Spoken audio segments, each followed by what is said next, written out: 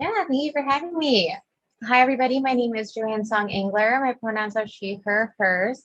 I identify as Korean American. So I want to name that as I give this presentation. I'm just sharing my screen really quickly.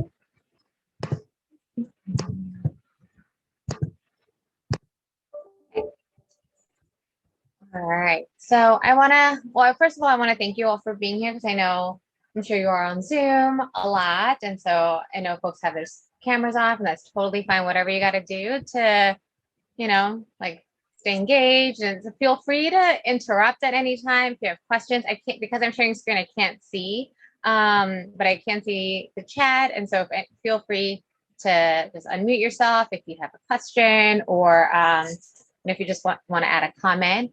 So I just want to put that out there. This is a very casual setup format. So please feel free to jump in anytime.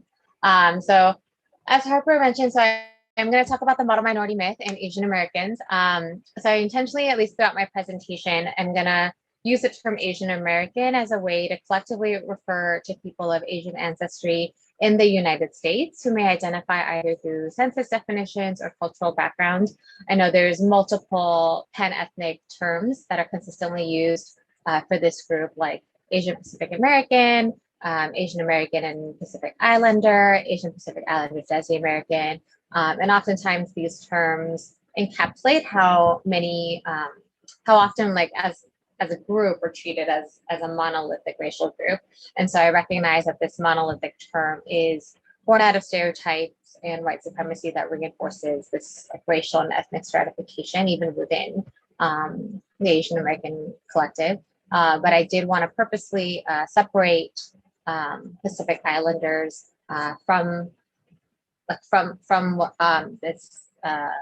this term and the presentation, because they have a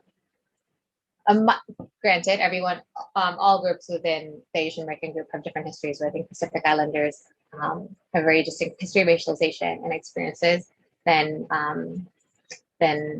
other Asian Americans. So I did want to name that. All right, so part of what I'm going to cover in this presentation is just the history and origin of the term model minority myth. I go through some myths of the myth and the impact of the model minority myth in higher education, and some like resources and maybe things to think about moving forward. All right. So, okay. I feel like sharing a video is always a toss-up, so I'm going to do my best here. So I don't know, Amber Ruffin, is a writer on the Seth Meyers show. And now I think during the thoughts, feel free to put in the comments or, just unmute that video. What I'm going to talk about in this, in my presentation, but I believe it's very important to understand the history of where, I don't know how many folks on this call on this call have heard of the model minority myth, if what identities you hold, and if this has how you have seen this show up, if you've seen this show up, like whether it's for yourself or for your peers. But I think it's always important to know to understand the history of racially minoritized groups, and especially how these trends be. So, but I love a good YouTube video, so I hope I'm glad it was informative. This page. Here we go. All right. All right. So this, so I think Amber Ruffin talked about this in her when she was going through this history. So before Asian Americans were viewed as this model minority, they were labeled as yellow peril, and so yellow peril became really popular in the 19th and early 20th centuries as a result of this fear that Asian Americans would become a threat to white people. And this term yellow peril was used to describe that Asians and Asian Americans were unclean and unfit for citizenship in America. And then in the late 19th century, white nativists spread a lot of xenophobic propaganda about Chinese uncleanliness in San Francisco. And as Amber Ruffin was talking about, this led to the Chinese Exclusion Act, which was the first law to to bar immigration solely based on race, and that wasn't repealed until 1943. And so this, I know it's a little bit hard to see, but the cartoon image is a racist cartoon, and in the caption it says, "The Yellow Terror in all his glory," and it represents an anti-colonial Qing dynasty Chinese man standing over a fallen white woman, and this white woman is supposed to represent the Western world, Western civilization. And so in 1941 had the bombing of Pearl Harbor during World War II, and that further confirmed this yellow peril stereotype in the eyes of white Americans and led to the imprisonment of Japanese Americans in these internment camps. Then after World War II, after they repealed the Chinese Exclusion Act, they let more Asians into the country, but it was more based off merit. Like you had to be able to, right? Like it was like the scientists and Asians that could demonstrate that they had something to contribute to Western society. And so after the Chinese Exclusion Act was repealed, and they were a little bit more, I guess, like lenient, for lack of a better word, in letting Asians into the country, there was this turn of Asian Americans going from being viewed as a threat to being viewed as model citizens in the US. And so this term model minority was first developed by a white male, a sociologist at Berkeley. His name was William Peterson. And there were two articles that came out right around the same time. What was written by William Peterson, where he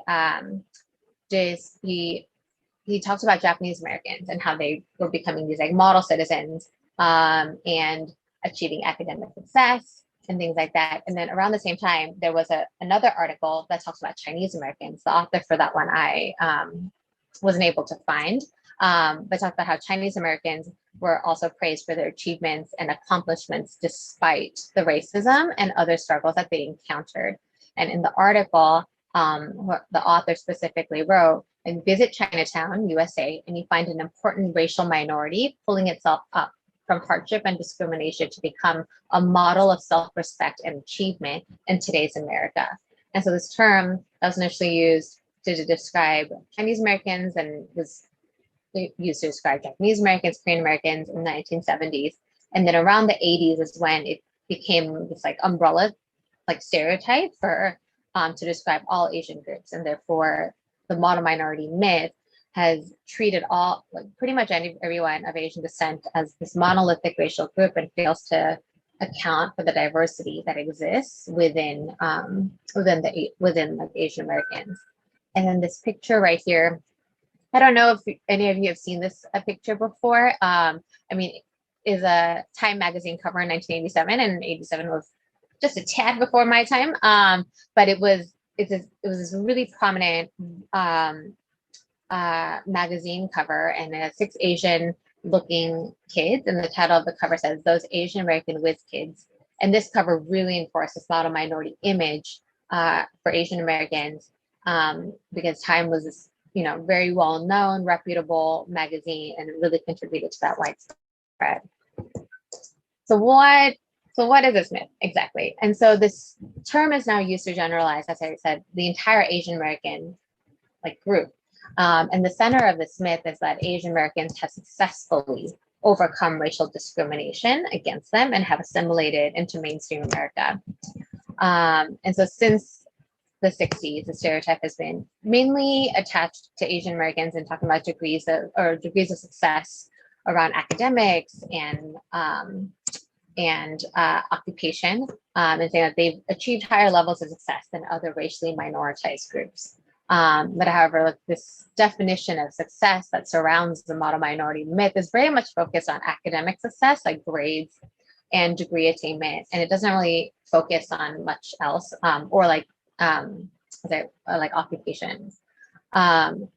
And it also implies that Asian Americans are able to succeed on their own, and this narrative of pulling themselves up by their bootstraps, right? Which is problematic. And it emphasizes that they're able to, I think it makes this incorrect assumption that Asian Americans are able to achieve these quote levels of success without needing the support or assistance from from like whether it's like on a university level, K through 12 system, what have you. All right, so another video really quickly. As of 2019, skip ahead a bit.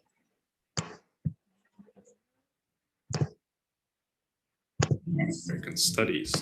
I would define the model minority myth as a stereotype, a racial stereotype about Asians in American society. And that is that Asians, supposedly are people of color, that is, they're not white, but for the most part, they are characterized by being hardworking, mostly quiet, not really rocking the boat, almost like disinterested in political activity, and again, focused on studying and social mobility. Although it is unclear who originally coined the term. All right.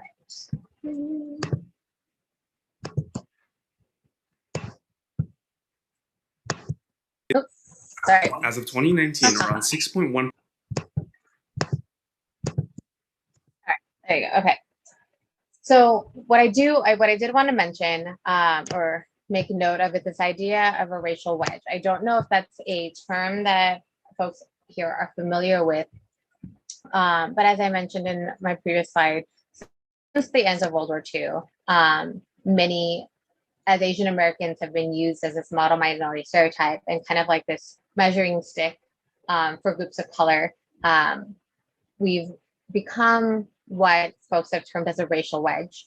And many white people have used Asian Americans as a racial wedge to minimize the role racism plays in the persistent struggles of other racial and ethnic minority groups, particularly Black Americans. And William Peterson, who I mentioned kind of was one of the first people to use this term and coin this term, helped popularize these comparisons in that article between Japanese Americans and African Americans. And specifically, he wrote that, or like in his article, he wrote about how the stereotype of Asian Americans as industrious and rule abiding, how compared Japanese Americans in direct contrast to African Americans, who at that time, and even now, we would argue, we're very much struggling against bigotry, poverty, and a history that's deeply rooted in racism, or slavery, and racism. And so this term of a model minority myth and how it's been used to essentially saying like, hey, if Asian Americans can achieve this level of academic success or occupational success, well then, Black people, Latinx people, Indigenous people, you should be able to do the same. Like if they can do it, you can do it. Like that's how it's been used, like politically. And it's really been, unfortunately, used to undermine the activism of other racially minoritized groups in the United States. All right, so I said of this small group discussion. There's a small group of us, so you can just chime in or put it in the chat. But how have you seen, in your personal experience, if you feel comfortable sharing, like how have you seen the model minority myth, be used to drive a wedge between Asian Americans and other groups of color or other communities of color? I'm going to try and go through this. Sam Musaeus is actually a faculty member here. He contributed to this article that talked about like 5 myths of the model minority myth. And so I'm just gonna go through those really quickly, and then kind of debunk some of those myths that were that they brought up, or add some additional information. So the first one is that all Asian Americans are all the same. And so to the contrary, Asian Americans actually consist of more than 50 ethnic groups, and these groups differ in their language, religion, culture, history, like their duration of their time in the United States, economic status, education level, all those things. But despite that diversity within the Asian American group, we all get lumped together, right? And this is problematic because research shows that Asian Americans, Leslie, is one of the things you pointed out, have actually differing levels of academic and professional success. They have different, like income levels. And so the poverty rate, and this is according to the most recent census, was that poverty rates range from 6.3% to 37.8%. And knowing, right, census data can be a little bit, it can definitely be critiqued because it's all like self-assessment or self-serving, but so 6.3 was Filipinos, and 37.8 was Hmongs, and the poverty rate for Asians as a whole was at 12.6%. So there is a huge discrepancy between poverty rates amongst Asian Americans, right? But the narrative that we see doesn't usually capture the low income Asian Americans. It often focuses on maybe like Japanese Americans, Chinese Americans who have a longer history in this country and therefore may have had more opportunities to like gain an American education, be employed in this country, and therefore maybe to be considered more like middle or upper class. And even the employment rates range from 13.4 to 60%. And so, and again, this is census data, so it can be a little, some discrepancies around that. But 60% was Asian Indians, and 13.4 were Laotians, and that was like in like specifically managerial roles. And so there is a discrepancy there as well. And even with education, 7.5% to 63.9%. So 63.9 was Asian Americans and 7.5% are Hmongs. And this is consistent for Asian Americans who are 25 or older and had a bachelor's degree. And so this model minority myth fails to recognize the increased evidence of Asian underachievement, dropout, and even that socioeconomic gap that we were talking about. And there was a study done within the decade where researchers found that some schools didn't even monitor or record dropout rates of Asian Americans because of this model minority myth. Like it wasn't even though they had Asian American students who were dropping out. They were like, oh, but they'll be fine. Like, right. Like they don't really need to record it. They don't really need to collect that data because they don't need to do anything with it. Essentially was kind of that idea. The second one was Asian Americans are not really racial minorities. So in both private and public funding agencies, this federal definition of who is considered a racial or ethnic minority sometimes it doesn't include Asian Americans, which suggests that Asian Americans don't face similar challenges and need like that support and resources. And so in the going back to census, so there's 22.6 million, so almost 23 million Asian Americans in the United States, which may seem like a lot, but there's actually like currently 330 million people in this country now, which is woo. But in addition, like according to the U.S. Equal Employment Opportunity Commission, like Asian Americans in white collar positions are actually least likely to be promoted in managerial roles in comparison to other groups of color. And they're considered, just like not, they may have like the technical skills, but they are considered to be not very like relationship oriented, or not personable, not engaging. And so that kind of, and so a lot of narratives that we hear is that Asian Americans like train their like white counterpart or their entry level like white supervisee, and then but that white supervisee ends up getting promoted above them, and that happens. That's like a very consistent narrative within the community. And so in addition to just and so there's also this consistent lack of representation in positions of power when it comes to Asian Americans. So myth 3 is Asian Americans have very few challenges and are able to take care of themselves. Again, I think this goes back to the pulling themselves up by the bootstraps, right? That they were able to overcome discrimination, overcome the racism, and now they're fine. And so what this hides are a lot of underlying issues that goes untreated or even undiagnosed. This is the mental health like concerns within the Asian American population is very significant. But there's the significant fear of looking bad, or just a lot of shame, or even just disbelief from their own from within your own family.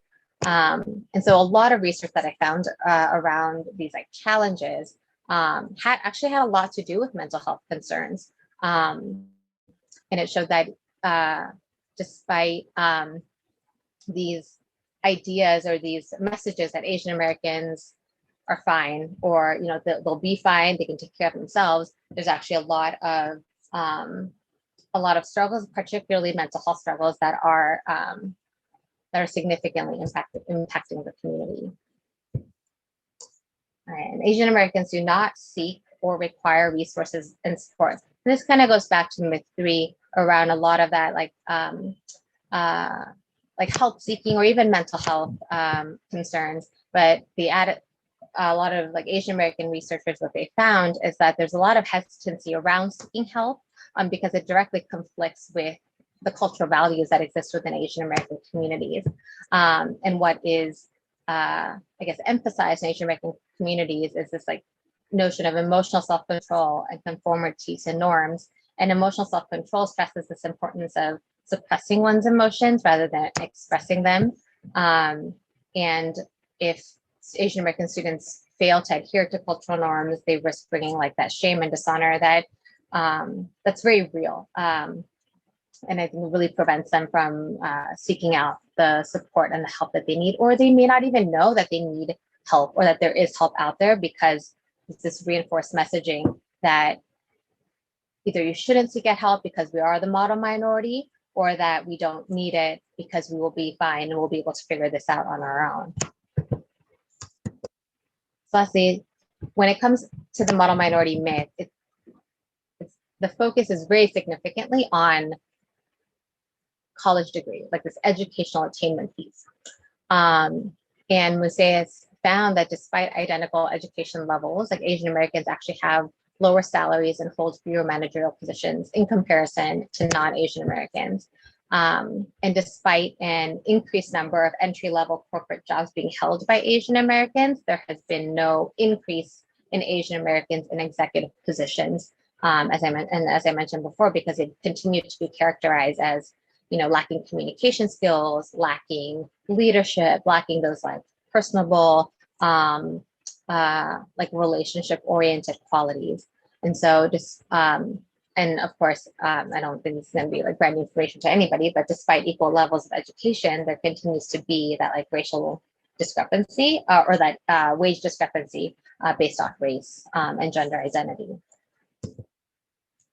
I know we're kind of running short on time, so I was just put this question and just folks can think about it. So how have you seen this myth impact yourself and or your peers, which I know we touched upon a little bit, but just wanted to, now that we've talked about a little bit more, I just wanted to put this question here. All right, so the impact of the model minority myth in higher education. So like, what does this all mean? What is, how does it all end up impacting Asian Americans in this college setting? So though the model minority, they do a lot of research and the different like researchers and educators has been debunked, or, kind of that's something we're working towards, this impact felt in higher education ranges to ideas of overrepresentation. Like there are too many Asians, or like in college, a lack of resources and academic support for Asian Americans, and this continuation of like upholding racial hierarchies, right? Like with Asian Americans like being considered or like being placed like higher on the racial hierarchy than other racially minoritized groups. And so there is this false like narrative that despite being a racial minority, Asian Americans are overrepresented in higher education. But there was, there's this CARE report, I think it came from UCLA, that stated that Asian American students are not actually taking over higher education, but are actually evenly distributed between 2- and 4-year institutions. And that shows the complexity and diversity of the Asian American population that tends to run counter to that model minority myth. And this perception of overrepresentation leads to a perception that Asian Americans don't need any assistance because, right, they were able to get in college just fine. So they don't need additional support, whether it's like through, academic support or like, through like cultural centers, and things like that to kind of help them get through, to retain them and help them get through college once they're here. And one consistent issue is that the ethnic, economic, and cultural diversity of the Asian American population marginalize those who don't meet privileged identities. So even within Asian Americans, like East Asians, South Asians tend have a history of maybe like doing better academically, or gaining that academic success, whereas like South Asians tend to, right, because a lot of them came to this country as like refugees, or they have a different history. There's different levels of professional and educational attainment, but that tends to be, that doesn't really tend to be highlighted because we all get lumped together. And so this broad stroke that the model minority myth creates erases this deeper understanding of Asian Americans and the specific like ethnicities that exist within it. And it fails to take in account for those differences when universities, like even UCSC, think about like how do we better support Asian American students. It's more of like that umbrella term versus how can we focus on these different groups within the Asian American population. And then I talked about the mental health stuff. I don't want to go into that again too much, but as the model minority myth seeks to characterize Asian American society, it continues to do so by reinforcing that racial stratification that props Asian Americans as this like measuring stick versus reference group for other races to aspire to. And this stratification continues to uphold white supremacy and bring down other racial groups to this perceived success of in society of Asian Americans. And so I wanted to name that because I think sometimes the anti-Blackness with the Asian American communities isn't something that's really talked about. I think it's starting to get talked about a little bit more, but I know that even just in my experience, trying to have these conversations with other Asian Americans, because they identify as people of color, they don't believe that they could be contributing to anti-Blackness, like in, just in greater society. But I think it is important to name that this model minority stereotype, how we internalize, how we uphold the model minority stereotype is very much also upholding anti-Blackness within the community. All right, so what now? So I just want to mention a few things. So I have disaggregation of data, which is very important, going back to how like Asian Americans are just kind of grouped all together. And I think, I don't remember how long ago, but several years ago, there was like the student kind of like initiative to just aggregate a lot of the data around Asian Americans, so that Asian Americans, like how the data is presented isn't just like, oh, Asian Americans, like this is their graduation rate. It's more like nuance based off ethnic identity. And so I think there's more work that can be done, but even just that ask of distinguishing the different ethnic groups within the Asian American group was a huge ask that UCOP finally provided. So having funds dedicated to Asian American programs and initiatives, and having staff dedicated to serving Asian American students, and even the cultural centers, I can kind of just talk about all that thing at once. We don't have an Asian American or even like center on campus, right? If you think about that, we have one full-time professional staff member who is dedicated to, her title is APAMEDA coordinator, so it's Asian Pacific Islander, Middle Eastern, Desi American. So one person is responsible for programming and for supporting the needs of that entire student group, which is a huge group on this campus. And whenever the ask about, hey, is there going to be a center? Are there going to be more staff? We're often, I as a professional staff member have run into like roadblocks, because there's a lot of faculty and staff even on this campus that very much believe in this model minority myth of students not needing the same, Asian American students in particular, not needing again, the same resources. So they don't need the community center. They don't need the additional staffing. They don't need the additional funds for programming because they're doing just fine. So this is something that I just wanted to bring your attention to, like as students who attend UCSD. Like this is something that I think is important to like to think about and to know. All right, so this is the last question. Again, I know we have 10 minutes, so we don't really need to spend a whole lot of time. But knowing that Asian Americans are not a monolithic model minority, which I talked about in this presentation, what do you think UCSD can do to be more inclusive of all Asian American groups?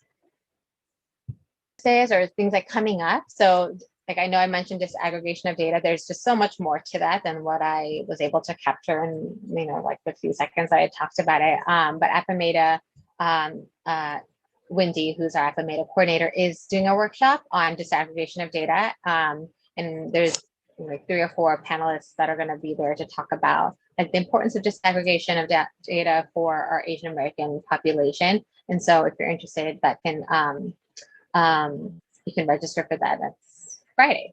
And PBS has a series, it's like an Asian American like history series that's currently free. I think they made it free and available, like as all these anti-Asian racism things were happening and like peaking during this pandemic. So if you're interested, I want to say it's like a 5-part series, so that's free for anybody who's interested. And these are some suggestions of books. Opening the Gates to Asia, Making of Asian America is a little bit more about the history. And then the last 3 books on there are more focused on this model minority myth. If you're interested in just learning more about Asian Americans and how the model minority myth has impacted their time in this country. And yeah, I know that was tons of information. I know I just like spit fire, like through tons of